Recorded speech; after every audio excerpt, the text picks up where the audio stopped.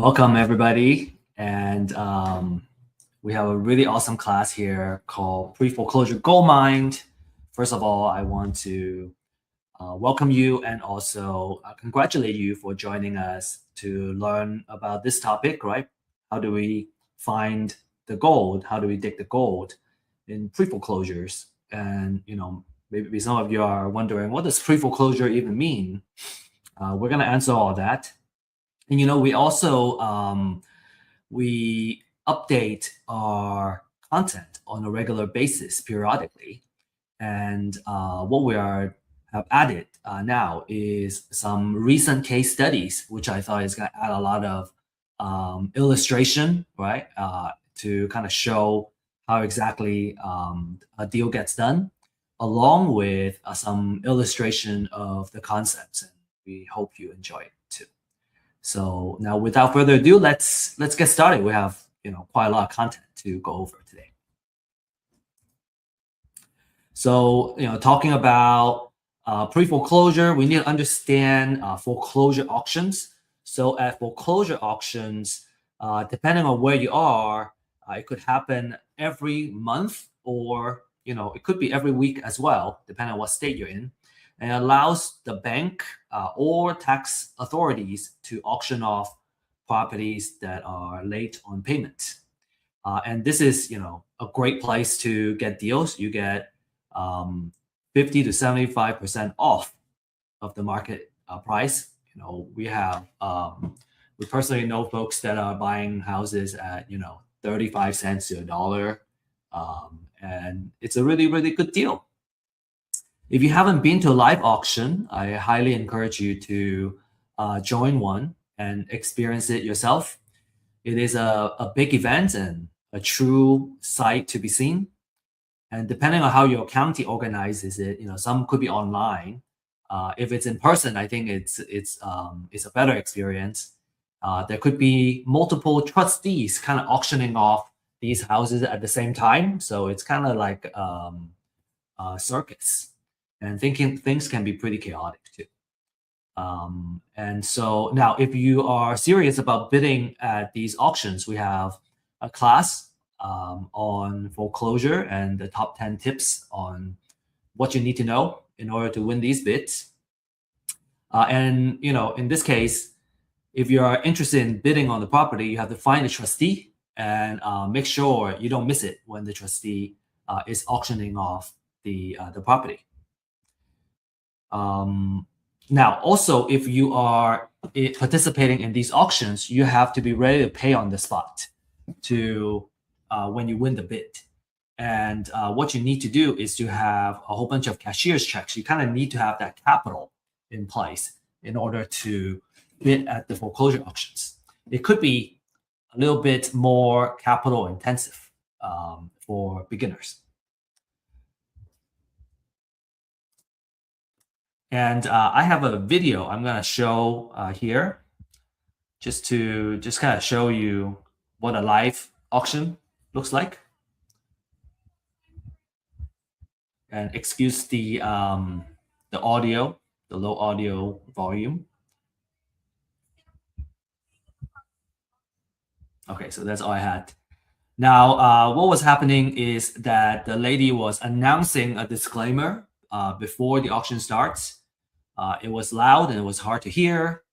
And people usually come prepared. You kind of see folks either with their laptop or printed out a big spreadsheet. They already did all their homework before they come to the auction. And they already know which property they're going to bid on. And this auction happens at different locations in that kind of area.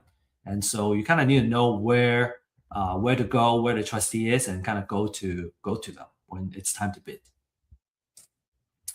So there are some drawbacks with trying to win a house at foreclosure auction. One is the level of competition, right? You see a crowd of people, and usually that is the case, right? Because who doesn't want to buy a house at 50 cents to $1, 35 cents to $1? You need to be prepared to come with cash or cashier's check. And like I said, it's a little more capital intensive for starters to bid at a foreclosure auction. And also you have to buy the house sight unseen. So you want to do a lot of due diligence ahead of time. Like we actually went drive to a house that was going to a foreclosure auction, and it was just a lot. Like there's no house on there anymore. So you're taking on some risk, and you have to know what risk you're taking, and what you need to do to kind of mitigate some of that risk. Like that example with the house not being there anymore. If you end up buying putting on a big bid, right, a lot of money to buy the house, just to realize that there's no house there, you stand to lose quite a bit of money. So just be very mindful, right? And if you find the rehab budget is not what you anticipated, let's say the house is there and it was a big rehab budget, it would be too late to back out of the deal. Okay. So for those reasons, we also like the pre-foreclosures. And what pre-foreclosure is that we are buying the property before they hit the bank foreclosure. Okay, so maybe the seller already, and actually that is the case, that the seller have already received notice that their house is gonna get auctioned off due to lack of payments. And instead of the house going into the foreclosure, we buy it before the foreclosure date and kind of get the entire process stopped and acquire the house. So why do we want pre-foreclosure? Well, there are less competition, right? We are getting way ahead of the game before it gets to the auction. So there are a lot less people that are going to be bidding on the house. And usually you can get pretty good and deep discounts. Now I say that with a caveat. There are some houses where, even if there's a lot of equity, there is enough discount that we can offer to acquire that. Maybe there are some houses that don't have a lot of equity, and so we'll need a different kind of deal structure to purchase it. But that's also a very lucrative deal structure too. It's called subject to. We will talk about how to do that in a more focused class, right? How to structure a deal like that. It's a little more complex, and actually we have a class that we already created on how to structure these type of offers. But anyway, kind of just keep things a little more straightforward, right? You can buy properties at a discount.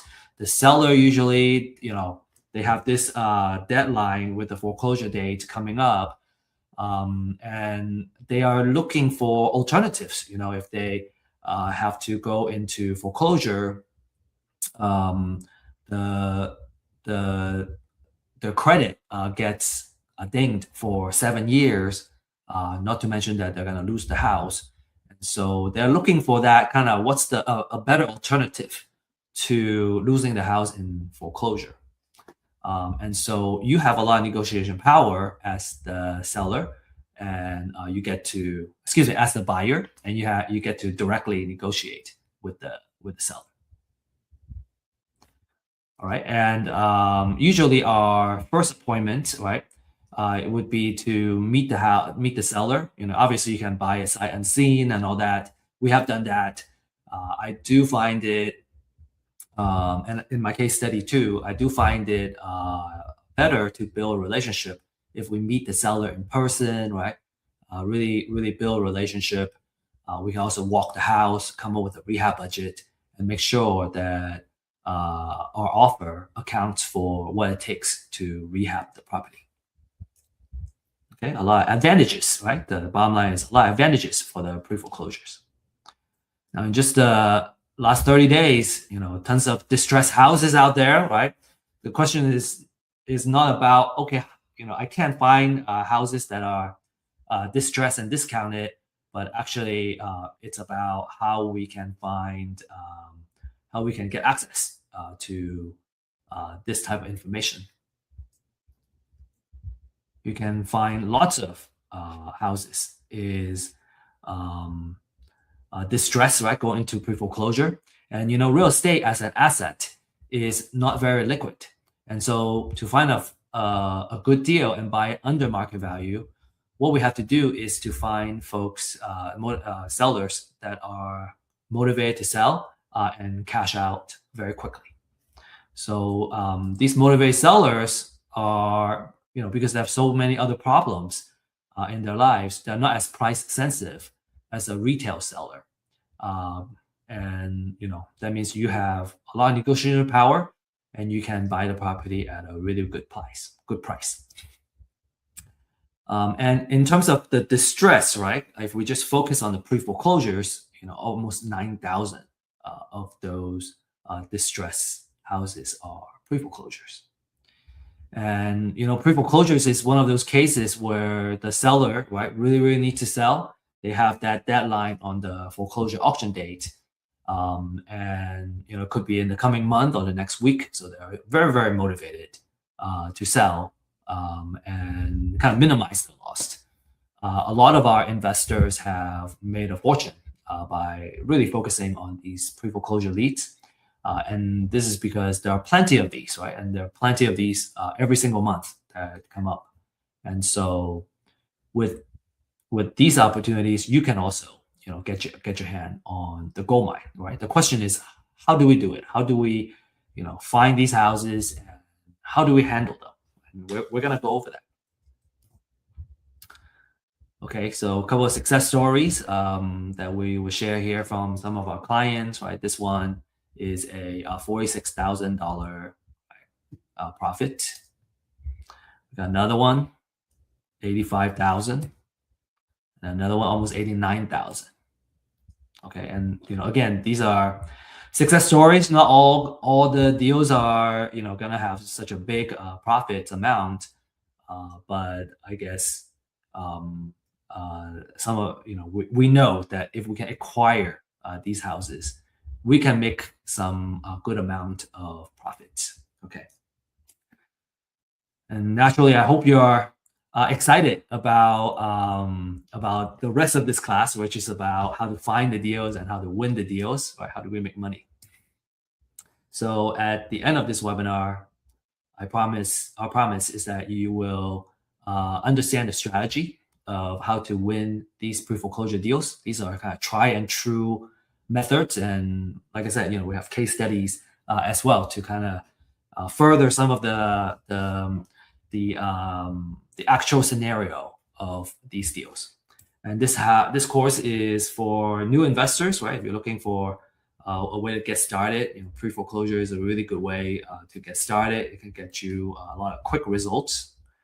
And experienced investors, if you have been buying from somebody else, buying from a wholesaler in your deals, and this gives you the opportunity to acquire the property yourself and directly negotiate with the seller and increase your margin a little bit.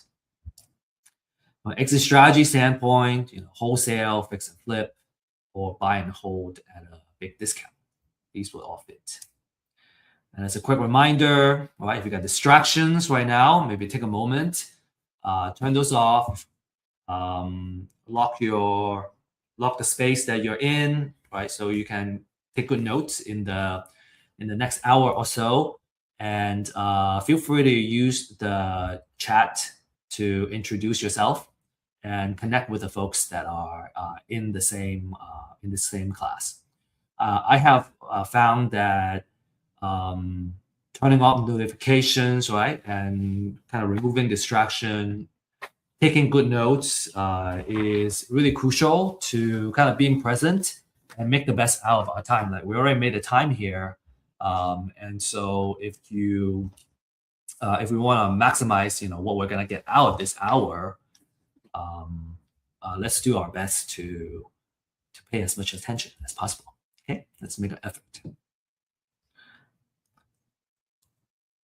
And as a disclaimer, right, all the information here presented is for educational purposes only, right? Always do your due diligence when it comes to investments, and we don't offer investment, financial, or legal advice. Okay, only kind of knowledge sharing, experience sharing.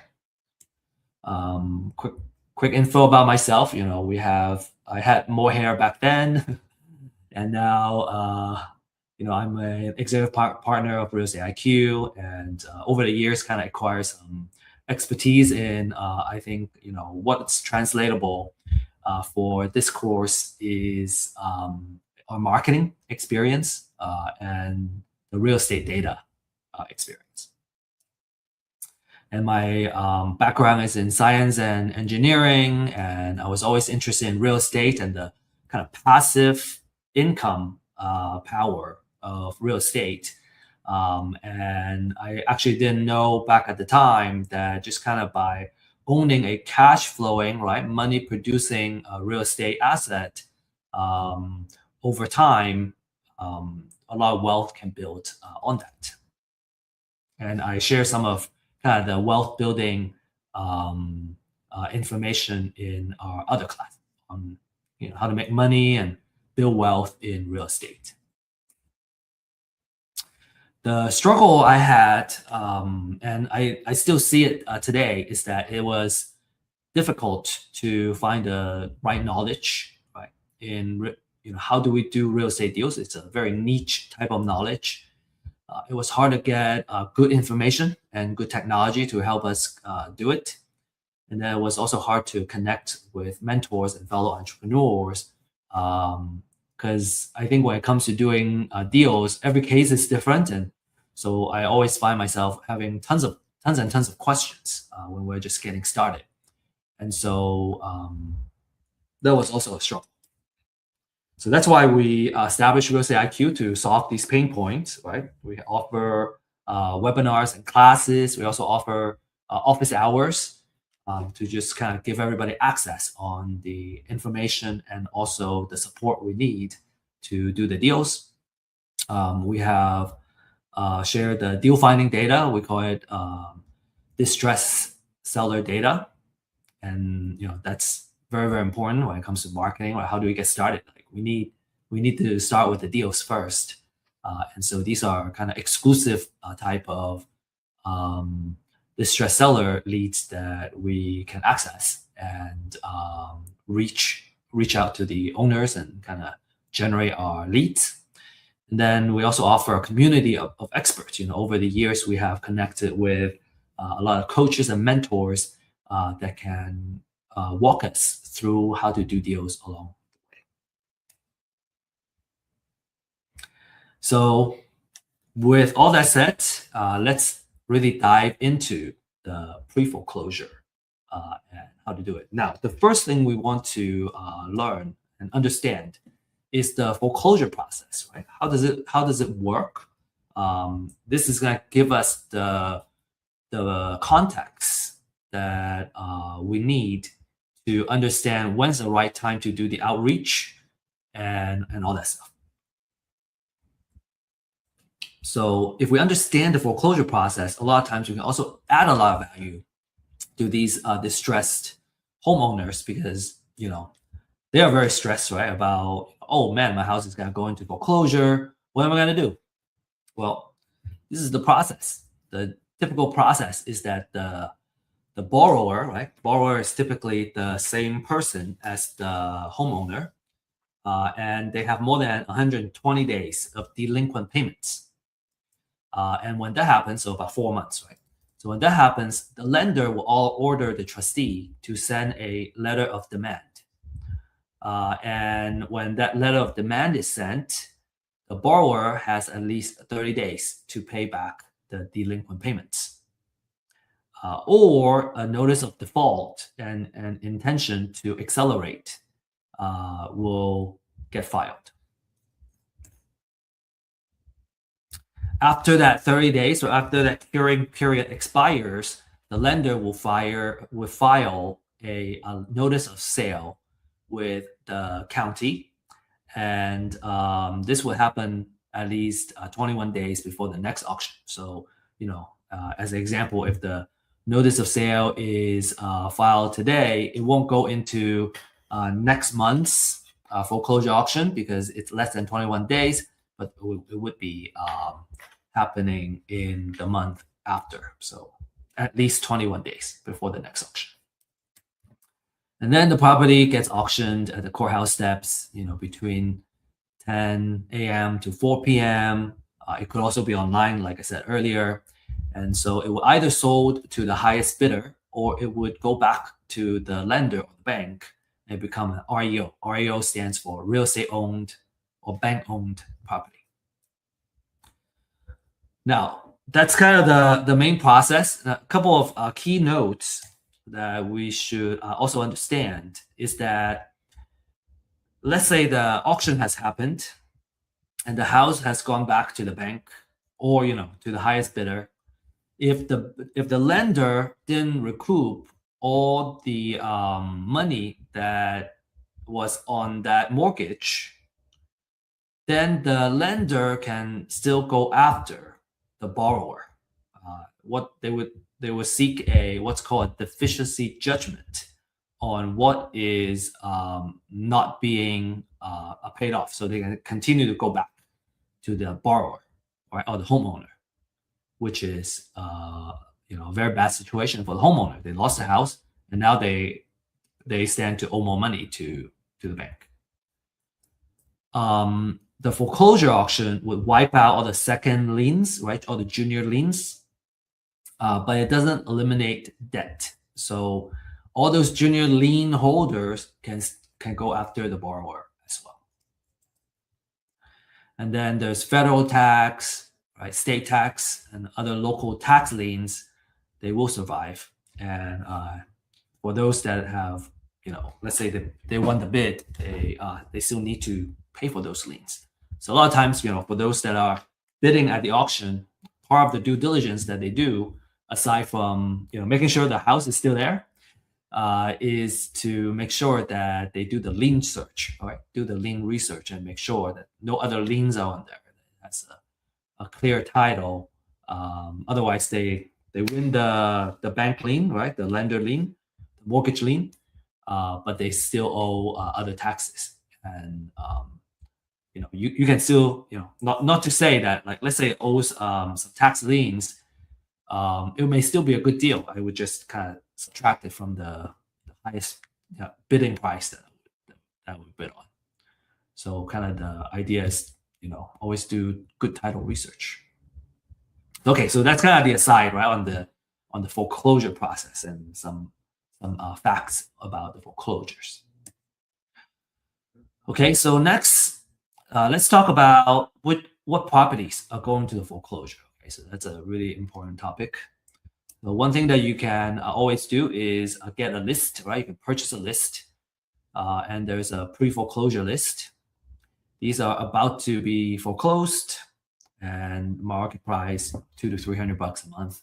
A lot of investors really love this list because these distressed sellers are in a very desperate situation. Right? They need to sell fast, and for the pre-foreclosures, you gotta reach these sellers, these owners, before they hit the auction, so you can directly negotiate with them. Through my experience, I find that there is different ways to work the deal, and so the sooner we reach them, the more time we will have to kind of work with them on how to structure a win-win deal, and it's just more advantageous if we can reach them quickly. Another kind of like a pre-foreclosure type of list is called the appointment of substitute trustee. So, we have some savvy clients, and this is something that we created because of their request. What this is, okay, short answer is that this is a list that's before it hits a pre-foreclosure list.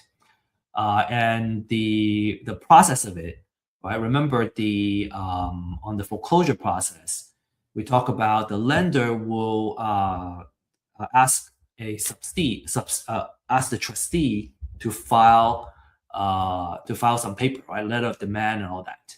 A lot of times, mortgage notes that are owned by a big institution, they don't come to any particular local county to foreclose any property. they would usually appoint a local trustee in that county to process all those paperwork for them. And so when that happens, they would need to first appoint or assign a substitute trustee first. And so by kind of mining this information, we can go, okay, well, a trustee is now being appointed or assigned. That means a lot of times the notice of sale is going to get filed very soon. So that's something that we can do research on and find it. We actually have a very popular class. It's called Secrets of Building an Endless Deal Flow, and kind of talks about how we can build a marketing campaign that builds trust and do outreach. And so having the appointment of substitute trustee kind of extends, our period of time to win trust and do marketing a little bit longer, and we can nurture these distress sellers, right, as a marketer. Okay, you can find this information by Googling, right? County name, and go notice of sale. And then what you find, right? Every county is a little bit different, but this is what notice of sale looks like. There's a lot of information here. You get the person's name, and so on and so forth, the address and all that. And you can do further research on when the auction is and the amount owed and all that stuff. Now the amount owed is not public information, so the best we can do, right? So what do we mean by the amount owed? What that means is, well, we know how much the original mortgage note was, but a lot of times we don't know how much has been paid down. So because that's not public information, what we can do is to do some estimate to go, okay, well, if they have been paying down their mortgage over time, this is how much they owe now. And if we know also how much the house is worth, then the difference is the equity, what we call equity.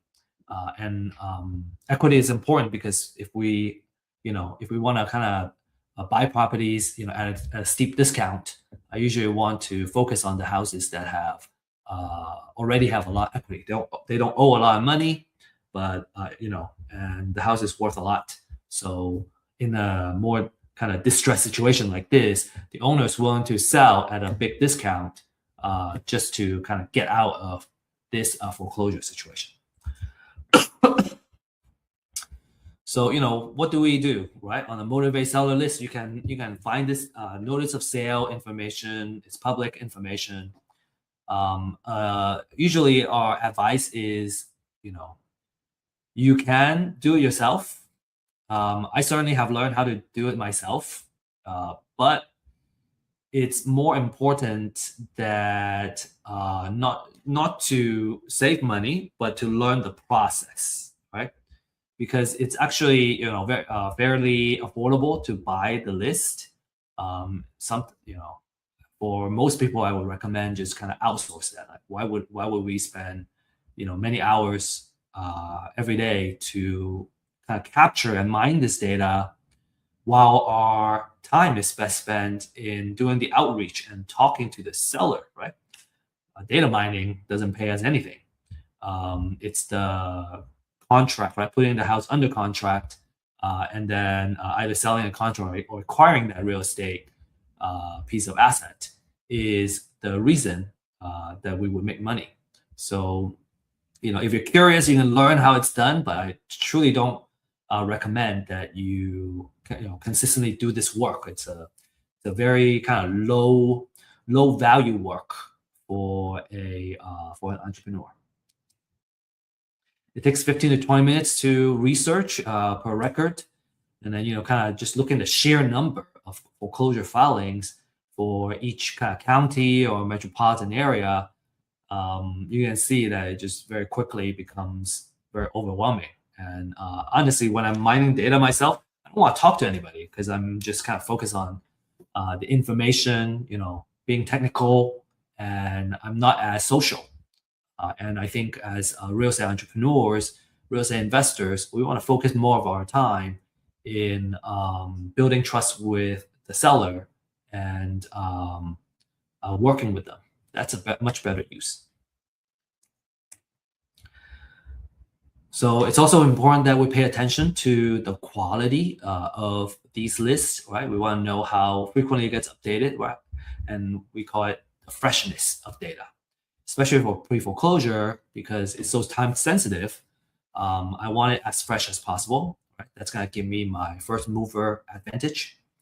A stale list, which means it's not updated very frequently, is no use to us for the pre-foreclosures at least. You want to understand the extent of the research and the accuracy and all that. And a couple of key elements that we want to look for in a list is that, okay, I don't want to know the borrower information, right? That's mortgagee. Mortgager. Mortgager is the borrower information. The mortgagee is the lender, trustee, right? I want to know the address and all that of the property. And then, the stuff on the right is also very important. I want to know the financial information, like the equity and equity percentage.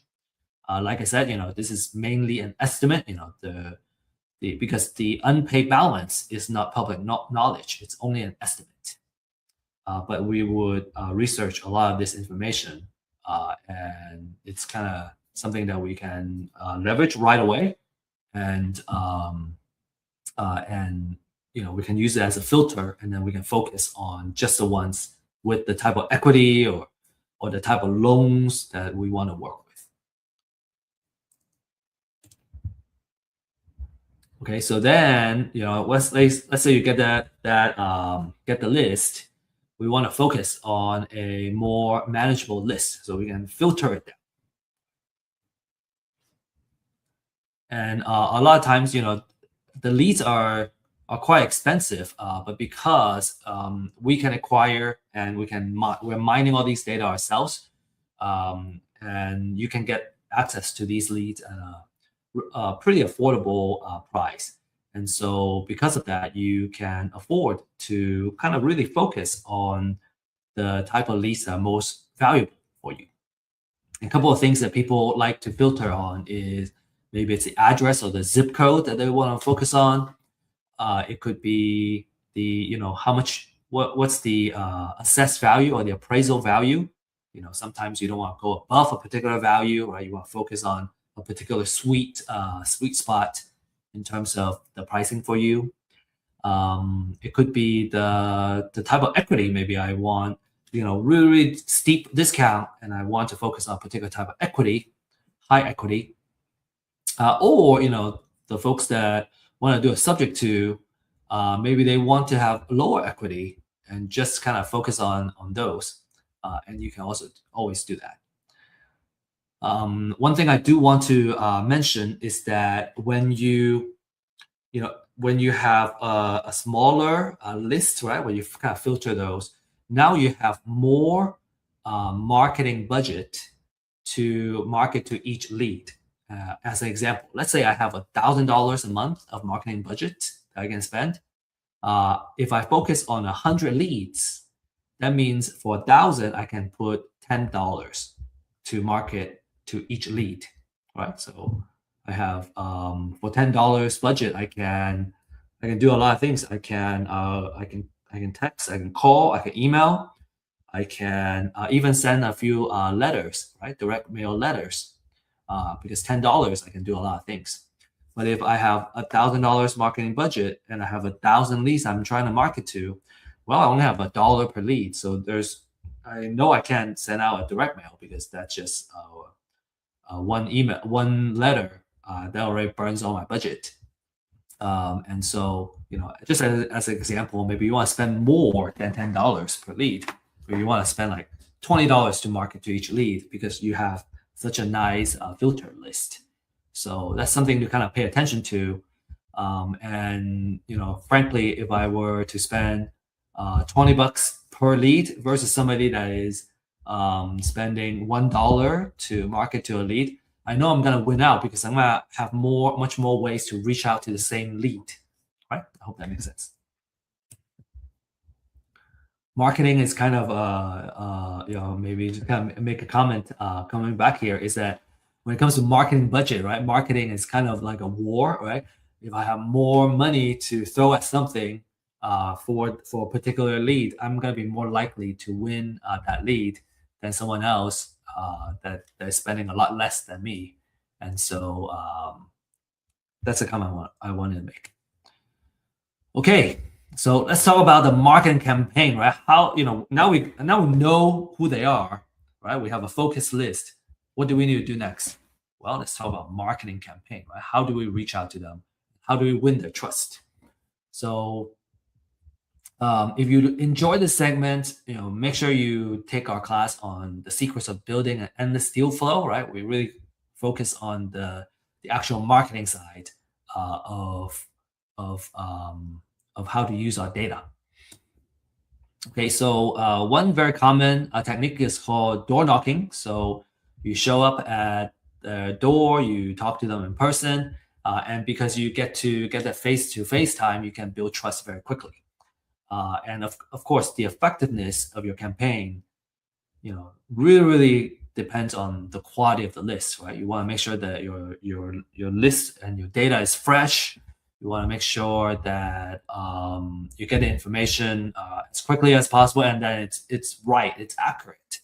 And so door knocking is like super sensitive, I think, in terms of making sure you have good data. And let's see, to be successful, you need to have an ability to kind of strike a conversation, right? Be likable very quickly. And you also need to have a thick skin. Some people may just shut their door in your face. We have done that. And a good door knocker would have no problem with rejections. And so if you are, someone that's extroverted, right? You have maybe kind of door knocking experience from from other industries, like this is certainly something that it's going to work out really well for you. We have clients that have really good door knockers, like they have found a lot of success in buying properties, in acquiring these properties. We have an app called dealsnearme.io. That's something that you want to look into. It's in alpha, I think maybe beta phase now. And what it does is that it allows you to look at the app and look at the map and kind of see all the houses that are or have been in foreclosure near you. So you can drive and see the property. You can kind of also drive around that neighborhood and just kind of learn about the neighborhood that are around you. Real estate investment and real estate can be very local. And so that Deals Near Me app really allows you to learn about your neighborhood, drive around, kind of see what a pre-foreclosure house looks like. And also you can obviously use it to plan your door knocking route. And then you can knock on the doors and, introduce yourself as a neighbor if you live in the area.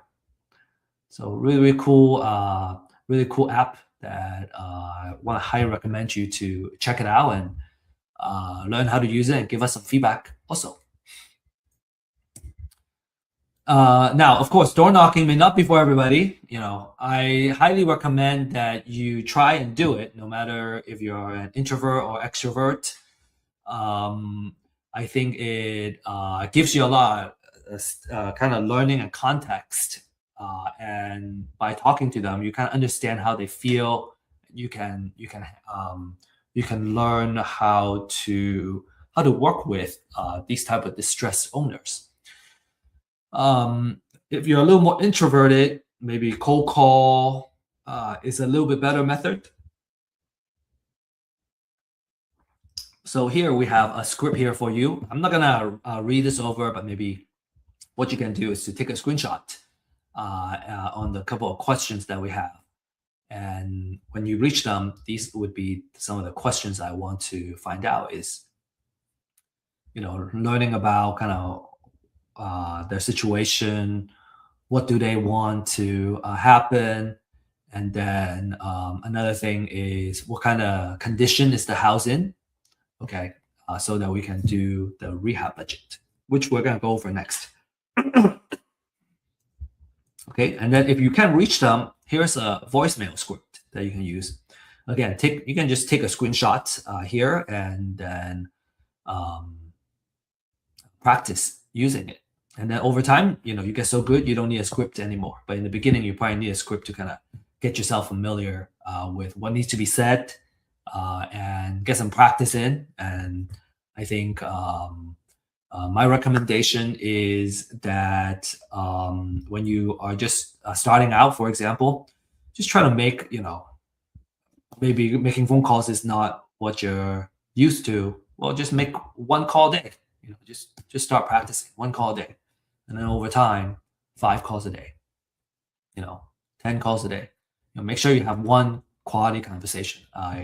We're kind of getting to a point where we know that if you can make one high quality conversation a day and capture the information you need to kind of move on to the underwriting and making offers, you're gonna get a set number of deals every month. 1 to 3 deals every month. If you get one quality conversation with a seller a day, it doesn't matter if the deal is a good deal or not very good deal, as long as you have a good kind of quality conversation with a distressed seller. Okay. So next, well, we gotta do the outreach, right? Make the connection, and then most of the time we want to listen, right? So we want to be empathetic. We want to have some questions kind of prepared, right? It's kind of like the call scripts that I shared, and let them talk, right? Just remember they are facing a lot of distress, right? The foreclosure may just be one of the things that is not going well in their life. Let them know you're interested in their property. Some people, maybe they don't want to sell, they want to keep the house. My approach is I help them work on solutions of keeping the house too. And if they don't want to sell, that's okay. At least I'm helping somebody. And if they have exhausted all the options and they want to sell, hopefully we have built enough goodwill that they would think of us first. And obviously, if we're out there trying to help somebody, we also feel very good with continuing to do this, right? It kind of feeds our spirit and our soul. So what other things do I want to share here? I think it's important that when we can get in touch, is that we are able to capture the information, say the condition of the house and all that. Why are they selling? How much do they want? And why do they, what's the reason, that's the pricing that they're looking for. And then understanding the condition of the house. Now, of course, if you say you're door knocking, you can actually see the house and its condition right away. So you have a good idea of what that property looks like, what it takes to rehab the property. And if not, you may want to arrange a meeting so you can see the house. So next, I want to just talk a little bit about the funnel and how we set up our stages. Okay. So if I were to set up a CRM, this would be the 10 stages that I would set up. And this would be kind of the different steps of how we handle a lead, right? So at first we have a distressed seller leads, right? That would be, say, the real estate IQ leads I get. I know that they are distressed, but they're cold because they don't know me. They don't know what solutions are available. And they don't want to do business with me yet. So that's stage number one. And then we'll do outreach, right? So we filter out the list. We'll do the outreach. Excuse me for the allergy. And after we do the outreach, we'll receive a response. Either they say yes or they say no, go away. We leave them alone if they say no. If they say yes, then we can schedule a phone appointment. So in stages 1 and 2, they're cold leads, right? They don't know us. But from 3 and 4, they're warm leads now. And now if we're able to schedule a phone appointment, now we have a hot lead, right? We complete the appointment, we talk to them, we gather the information that we need. Now we have a, right? If we have a quality conversation, now we have a hot lead. And a lot of the cases, we may want to get their mortgage information as well, right? And then that will allow us to do all the underwriting that we need to make an offer. So stages 6 to 9, we put it here. We already got a lot of information. So these are the fire leads. Like they're, if we put in the right offer, right? If they trust us, if we do all the right things, we're gonna win the deal. And then stage 10 is the deal close. They sign the contract. Okay, so I want to kind of share with you this item here to demonstrate, like, okay, so let's say I want 3 deals a month, right? Or 1 deal a month. But let's just do 3, right? You can always divide the number by 3 to get 1 deal a month. Let's say we want to get 3 deals a month. That means that we probably need to have 12 underwriting per month. We need 12 fire leads a month. And 12 per month is 3 a week. So I want 3 fire leads a week. And in order to do that, it's likely that we'll need 6 conversations a week. So we have 6 conversations a week, right? Half of those, we would, get the information and get the mortgage information and all that and do underwriting. So 6 a week is really 1 a day. So if we just focus on having 1 quality conversation every single day, then we would have meet our goal. Now, if we're just starting out, obviously we can maybe go like, oh, well, I just need like one deal. I just need 1 deal. I don't need 1 a month. I just need 1 deal. Well, if it's 1 deal a month, I just need 2 conversations per week, or like 8 good conversations. Then I'm gonna be able to yield 1 deal. Okay, I hope that makes sense. All right, next we're gonna talk about the rehab budget. Okay, rehab budget is its own kind of beast, but there are ways to do that quickly. You can either do it yourself. The suggestion is that you become an expert through practice and find a mentor who can do that for you in the beginning. There are also some quick rule of thumbs that you can use. So if a house is in good shape, we just need some cosmetic. Sometimes if we do $15 per square feet, that's enough buffer to contain some contingencies. Okay, a lot of times what I notice is that when we do the general rule of thumb, we tend to have a little more buffer than kind of pricing each job.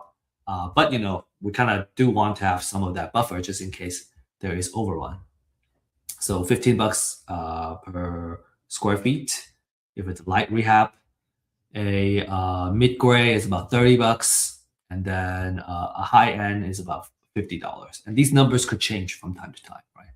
The cost could be going up as time goes on. But those are the numbers that we would kind of use as a general rule of thumb. $15, $30, $50.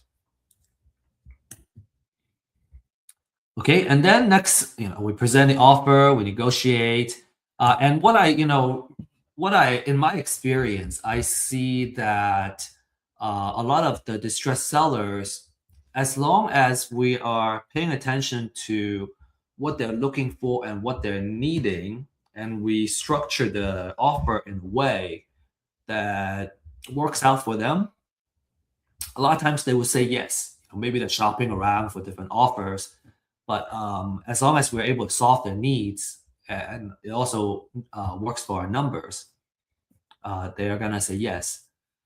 So money is important, but terms is also what wins the deals.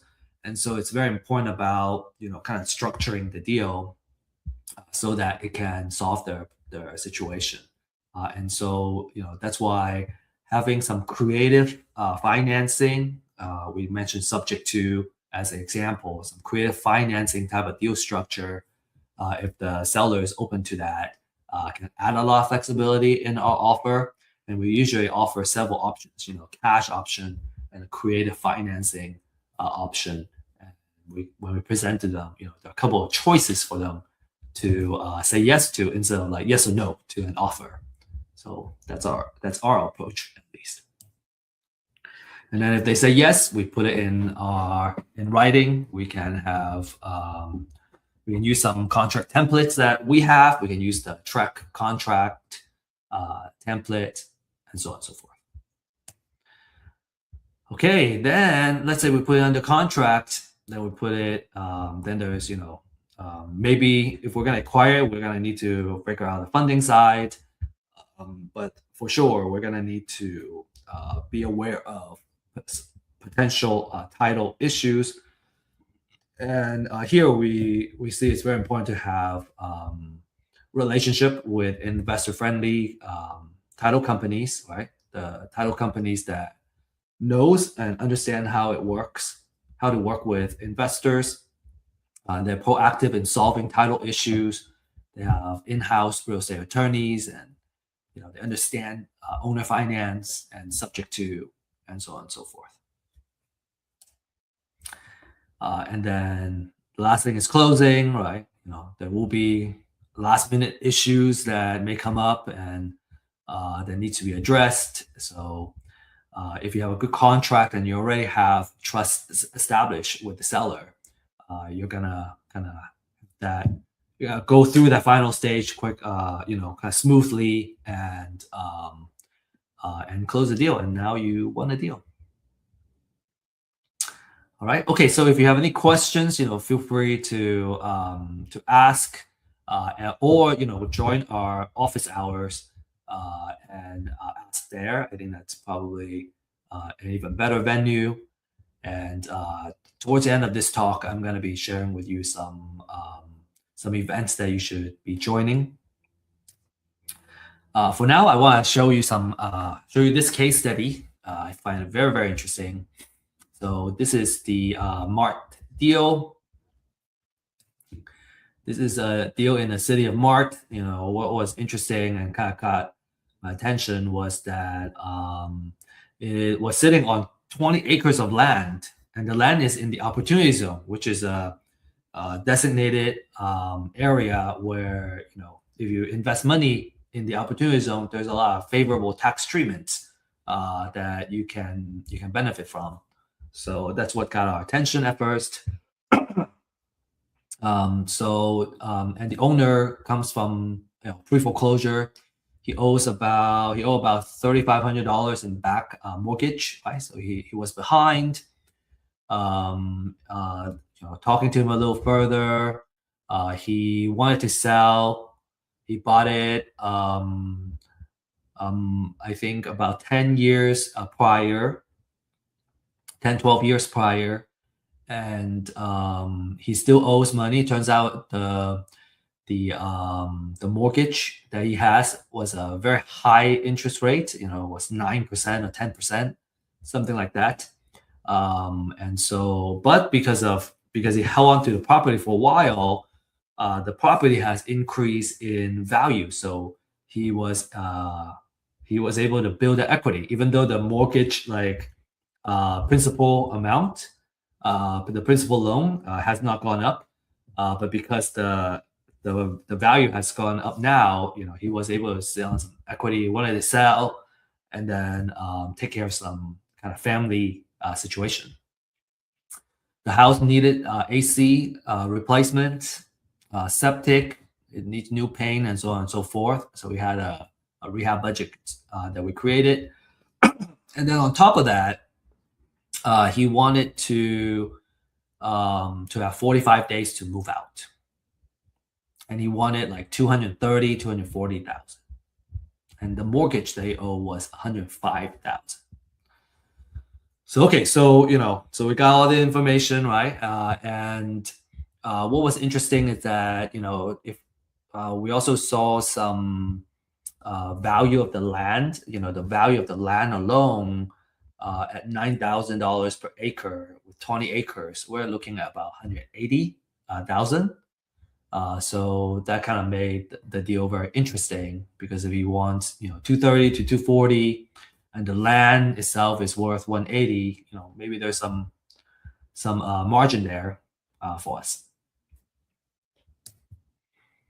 So this is our kind of analysis. The ARV after repair value that we calculated was 365. We do the 70%, right, rule of thumb. 70% of that is 256. The rehab, we estimated $30 per square feet, which is about 41,000. Subtracting that, we came back with 215. So close to his 230, but not quite. He ended up accepting the offer. So we acquired it. What are some dramas? Some drama was prior to closing. Well, number one is the closing date had to get delayed because we had to get financing, and the lender needed more time to complete the appraisal, everything. So closing got delayed.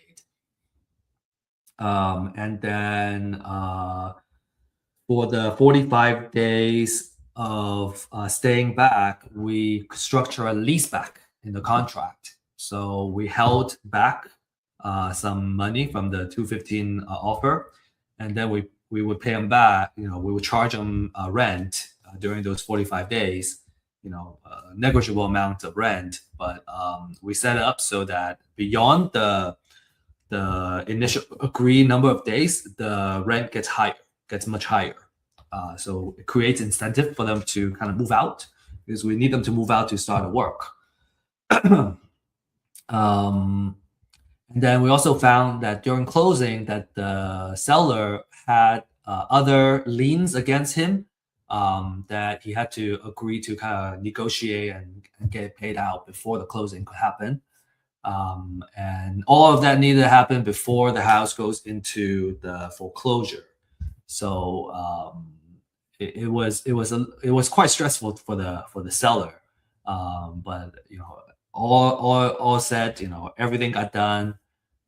We closed as promised. He didn't lose the house, right? He was able to mitigate his loss and got the equity that he wanted pulled out, right, after selling the house, and kind of use the money for what he wanted. He was so happy, he actually referred another deal to us, and we ended up acquiring that deal also. So let's see. We have some before photos. Okay, you see the tall grass, right? This is the gate that drives in. It's right next to a highway. And I don't think I have the layout of the 20 acres, but it kind of looks like a triangle shape. You drive in through here, this path, and then you get to the front of the house. He has this addition here that he built himself that we ended up tearing off. It was not built to code, and it was too expensive to get it up to code. It was not worth it. The ceiling was quite low, so we didn't think that was worth keeping.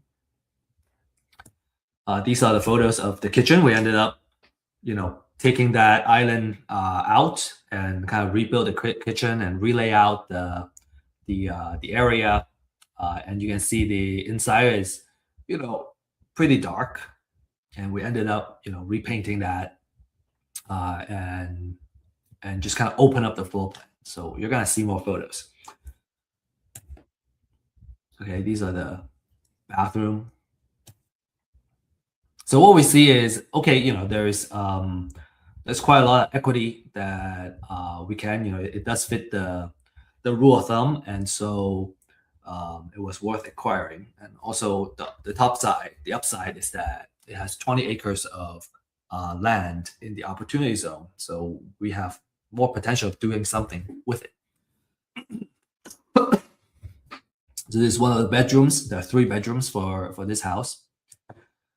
Okay, and this is phase 0 Tamla, my partner, also my mentor here for flips and also for investments, says the most you see a lot of things happen in the beginning of project phase when you rip everything out, and then a lot of little things, and then you're gonna see the kind of complete makeover.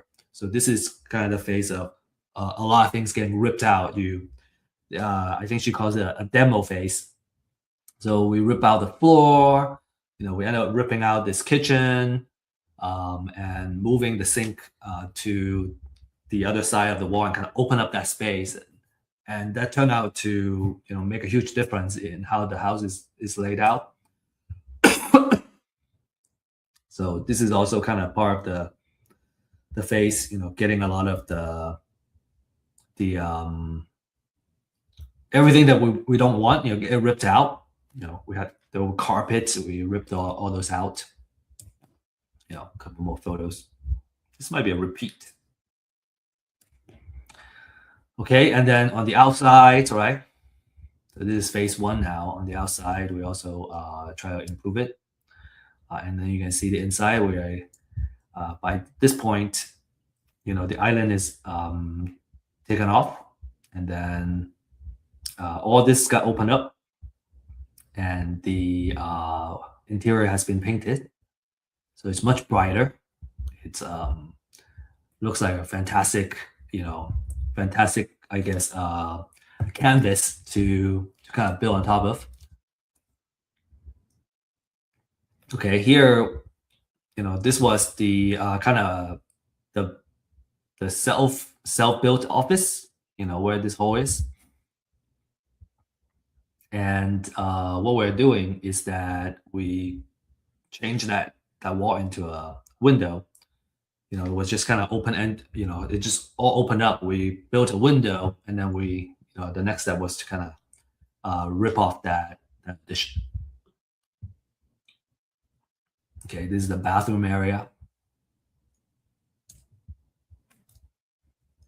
Bedrooms. Okay, and then the outside, you can kind of see, well, we painted the gate. We also have taken off the addition, okay, and added that window there. And then we're starting to kind of work on the exterior as well.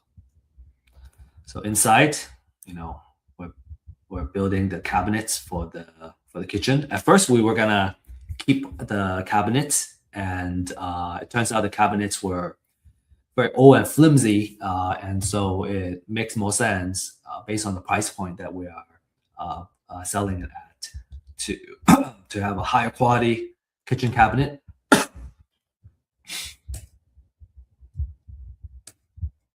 Okay, and then this is kind of the during phase of the bathroom.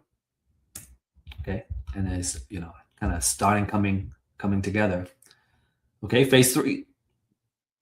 We got the exterior painted now, right? The interior, the kitchen is got built. We put an island. Before it was kind of diagonal, which takes up quite a bit of the space. Here we're putting it kind of lines up, so it's more of a open field with the new layout of the island. Okay, and then here we got the countertop put up there. So the design of this space, and it kind of turned out really well. So now this is the kitchen almost built out. All right, and the exterior, it's already done. So, and then here we're putting the shelves on here. So it's looking really nice now, right? The kitchen, the bathroom, and it's very desirable now.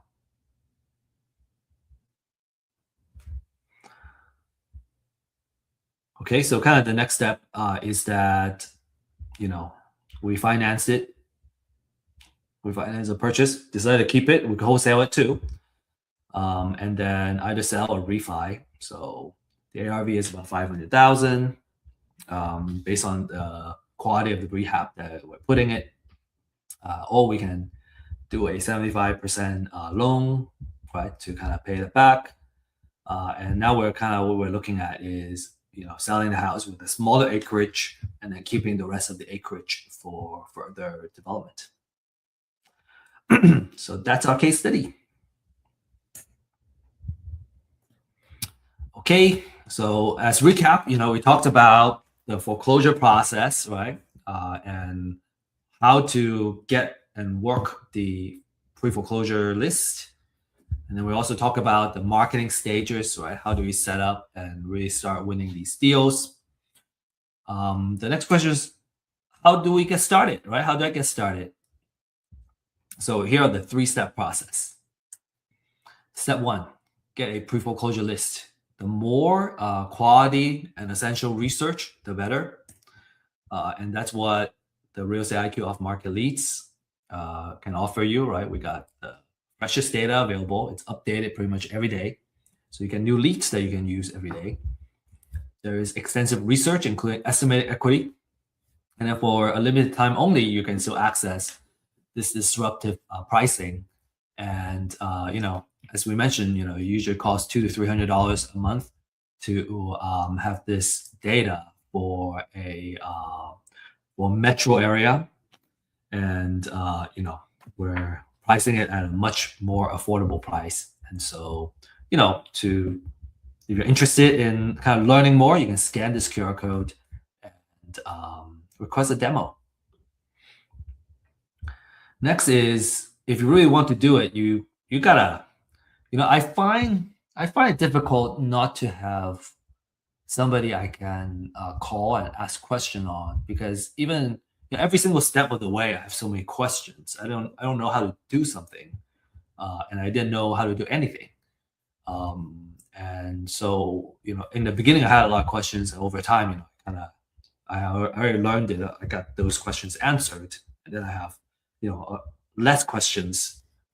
And I think having having a support system, right, where you can get your questions answered, it's just so crucial. So we have a deal accelerator program. That's why we're offering that for you. And we have a wait list right now. So if you're interested, you can fill out the form and get interviewed and get qualified for the wait list. And then when we are ready to launch a new cohort, we will we'll connect with you, and then we'll get you going. And then step number 3 is doing title research, right? You gotta know how to do some title research for these properties. And I think what we do is we usually only look at closely at the ones that we're underwriting. Usually I'm not gonna do title research for all the leads, but the folks that have responded and have had a high quality conversation, I would do a title research, and just to make sure I know everything that could go wrong with closing the title, when we're really close to the contract side. Okay, so a lot of success stories, right? I got a success story that I shared earlier too.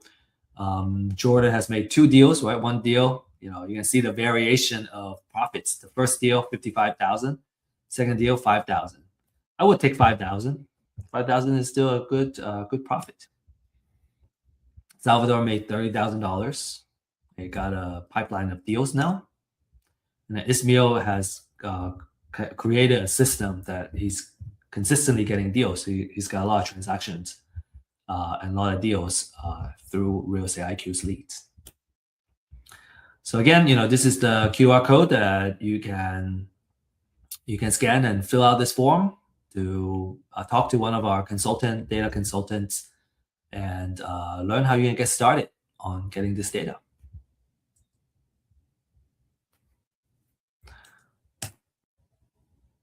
All right, the last thing I really want to invite you to is to join our live stream for deal makers. This is where we showcase real life case studies, right, on the deals that we are working on, in addition to the leads that we are working on too, the hot leads, right? How do we do underwriting? So every week we have a different case study that we will showcase, and it's through kind of looking at these cases that we can start learning how it gets done, right? And obviously where we can really learn how to do it ourselves is by doing it ourselves. So it's kind of through these type of case studies, right? We want to encourage everybody to start acquiring the skill set to do these case studies or to analyze these deals. We also stay on top of the market update, right? So you understand, what's the current market trend, what are the things I gotta do as a real estate investor, and then we talk about wealth building too. So, just a fantastic program that we are bringing out on a weekly basis, so we can all learn together. And that's all I have for this class. Thanks for joining us. If you have further questions, make sure you join our office hours. If you're curious about the office hours, you can scan this QR code, and then it will take you to our website. And then you can, through the events link, you'll be able to see our office hours link. And then you can join us, ask more kind of in-depth questions or case-specific questions. All right, that's all we have. Best of luck, everybody, and happy investing. Thanks for being here.